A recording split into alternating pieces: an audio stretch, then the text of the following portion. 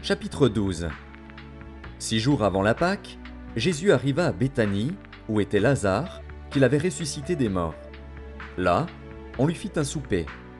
Marthe servait, et Lazare était un de ceux qui se trouvaient à table avec lui. Marie, ayant pris une livre d'un parfum de nard pur de grand prix, oignit les pieds de Jésus, et elle lui essuya les pieds avec ses cheveux. Et la maison fut remplie de l'odeur du parfum. Un de ses disciples, Judas Iscariote, fils de Simon, celui qui devait le livrer, dit « Pourquoi n'a-t-on pas vendu ce parfum 300 deniers pour les donner aux pauvres ?» Il disait cela, non qu'il se mît en peine des pauvres, mais parce qu'il était voleur et que, tenant la bourse, il prenait ce qu'on y mettait. Mais Jésus dit « Laisse-la garder ce parfum pour le jour de ma sépulture.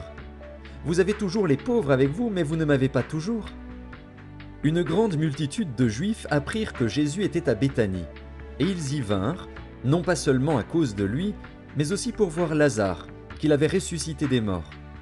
Les principaux sacrificateurs délibérèrent de faire mourir aussi Lazare, parce que beaucoup de Juifs se retiraient d'eux à cause de lui et croyaient en Jésus. Le lendemain, une foule nombreuse de gens venus à la fête, ayant entendu dire que Jésus se rendait à Jérusalem, prirent des branches de palmier et allèrent au-devant de lui en criant « Hosanna ! Béni soit celui qui vient au nom du Seigneur, le roi d'Israël !» Jésus trouva un ânon et s'assit dessus, selon ce qui est écrit « Ne crains point, fille de Sion, voici, ton roi vient, assis sur le petit d'une ânesse. » Ses disciples ne comprirent pas d'abord ces choses, mais, lorsque Jésus eut été glorifié, ils se souvinrent qu'elles étaient écrites de lui et qu'il les avait été accomplies à son égard. Tous ceux qui étaient avec Jésus, quand il appela Lazare du sépulcre et le ressuscita des morts, lui rendaient témoignage. Et la foule vint au-devant de lui, parce qu'elle avait appris qu'il avait fait ce miracle.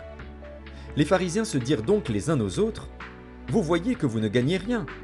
Voici, le monde est allé après lui. » Quelques Grecs, du nombre de ceux qui étaient montés pour adorer pendant la fête, s'adressèrent à Philippe, de Bethsaïda en Galilée, et lui dirent avec instance, « Seigneur, nous voudrions voir Jésus. » Philippe alla le dire à André, puis André et Philippe le dirent à Jésus.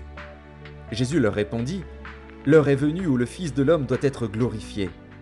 En vérité, je vous le dis, si le grain de blé qui est tombé en terre ne meurt, il reste seul. Mais, s'il meurt, il porte beaucoup de fruits. Celui qui aime sa vie la perdra, et celui qui hait sa vie dans ce monde la conservera pour la vie éternelle. Si quelqu'un me sert, qu'il me suive. Et là où je suis, là aussi sera mon serviteur. Si quelqu'un me sert, le Père l'honorera. Maintenant mon âme est troublée. Et que dirai-je ? Père, délivre-moi de cette heure.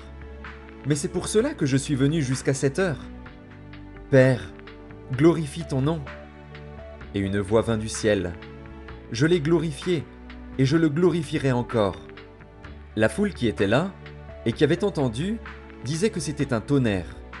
D'autres disaient, un ange lui a parlé. Jésus dit, ce n'est pas à cause de moi que cette voix s'est fait entendre, c'est à cause de vous. Maintenant a lieu le jugement de ce monde. Maintenant le prince de ce monde sera jeté dehors. Et moi, quand j'aurai été élevé de la terre, j'attirerai tous les hommes à moi. En parlant ainsi, il indiquait de quelle mort il devait mourir. La foule lui répondit, « Nous avons appris par la loi que le Christ demeure éternellement. Comment donc dis-tu, il faut que le Fils de l'homme soit élevé ? Qui est ce Fils de l'homme » Jésus leur dit, « La lumière est encore pour un peu de temps au milieu de vous. Marchez, pendant que vous avez la lumière, afin que les ténèbres ne vous surprennent point. Celui qui marche dans les ténèbres ne sait où il va.